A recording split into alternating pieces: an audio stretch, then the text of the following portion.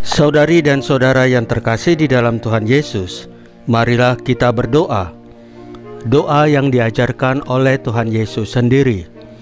Dalam nama Bapa dan Putra dan Roh Kudus. Amin. Bapa kami yang ada di surga, dimuliakanlah namamu. Datanglah kerajaanmu, dan jadilah kehendakmu di atas bumi seperti di dalam surga. Berilah kami rejeki pada hari ini, dan ampunilah kesalahan kami, seperti kami pun mengampuni yang bersalah kepada kami. Dan janganlah masukkan kami ke dalam pencobaan, tetapi bebaskanlah kami dari yang jahat. Ya Roh Kudus, hadirlah saat ini untuk memimpin dan membimbing kami dalam membaca firman Tuhan Yesus dan merenungkannya, sehingga kami dapat mengerti maknanya dan dapat kami laksanakan dalam hidup kami sehari-hari di tengah masyarakat kami. Pembacaan Injil Yohanes bab 14 ayat 27 sampai dengan ayat 31a. Apa itu damai sejahtera? Damai sejahtera ku tinggalkan bagimu, damai sejahtera ku berikan kepadamu, dan apa yang kuberikan tidak seperti yang diberikan oleh dunia kepadamu. Janganlah gelisah dan gentar hatimu. Kamu telah mendengar, aku telah berkata kepadamu, aku pergi, tetapi aku datang kembali kepadamu. Sekiranya kamu mengasihi aku, kamu tentu akan bersuka cita karena aku pergi kepada Bapa-Ku, sebab Bapa lebih besar daripada aku. Dan sekarang juga aku mengatakannya kepadamu, sebelum hal itu terjadi, supaya kamu percaya apabila hal itu terjadi. Tidak banyak lagi aku berkata-kata dengan kamu, sebab penguasa dunia ini datang, dan ia tidak berkuasa sedikit pun atas diriku. Tetapi supaya dunia tahu bahwa aku mengasihi Bapa, dan bahwa aku melakukan segala sesuatu seperti yang diperintahkan Bapa kepadaku, bangunlah, marilah kita pergi dari sini. Demikianlah sabda Tuhan. Terpujilah Kristus. Saudari dan saudara yang terkasih di dalam Tuhan Yesus, ada hari-hari ketika dunia terasa terlalu berat. Kita berjalan lurus, tetapi dicurigai. Kita mengasihi, tetapi disalahpahami. Kita setia, tetapi dilukai. Maka ketika membaca kisah Paulus hari ini, yang dilempari batu dan diseret keluar kota, kita merasa seperti sedang menatap cermin. Bukan karena kita mengalami hal yang sama secara harafiah, tetapi karena hati kita pun pernah atau sering mengalami keraguan dan ketidakadilan.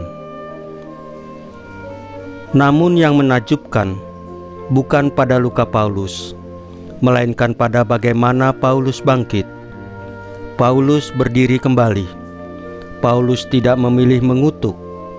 Paulus tidak memilih mundur. Paulus tidak memelihara kepahitan.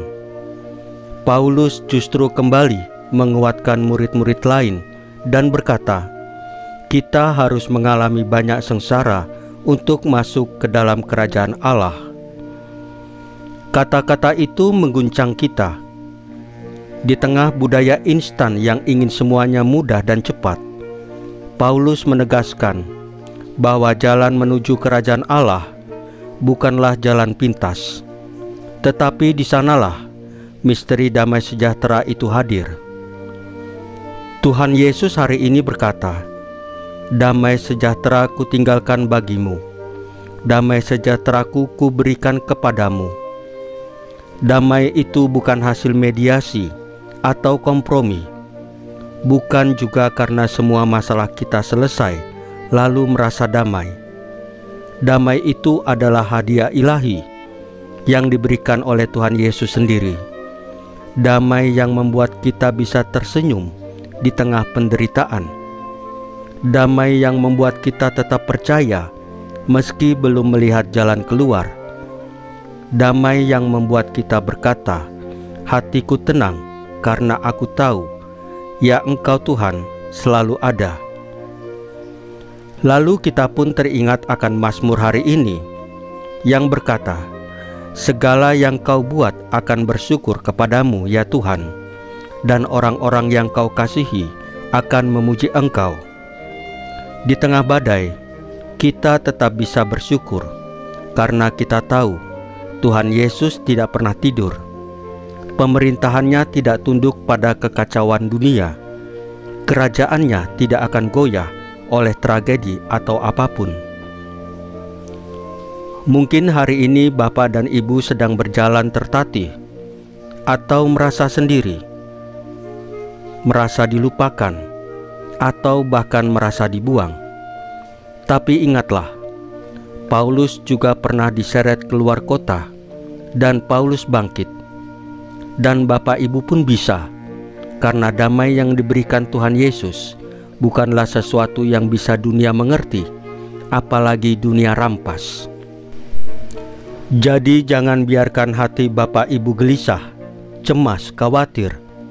Jangan biarkan air mata Bapak Ibu menjadi alasan menyerah.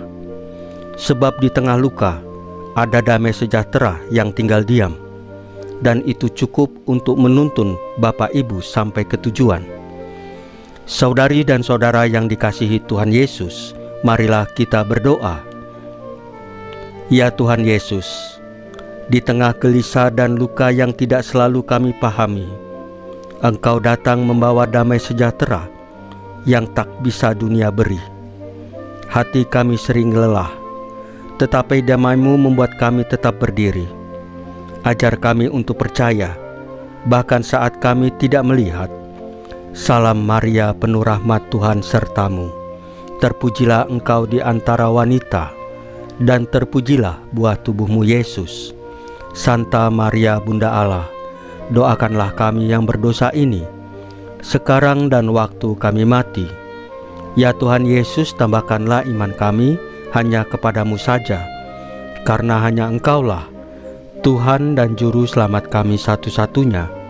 Tidak ada yang lain. Dalam nama Bapa dan Putra dan Roh Kudus. Amin. Saudari dan saudara yang terkasih di dalam Tuhan Yesus, bacaan firman dan renungan hari ini sudah selesai. Tuhan Yesus memberkati kita semua.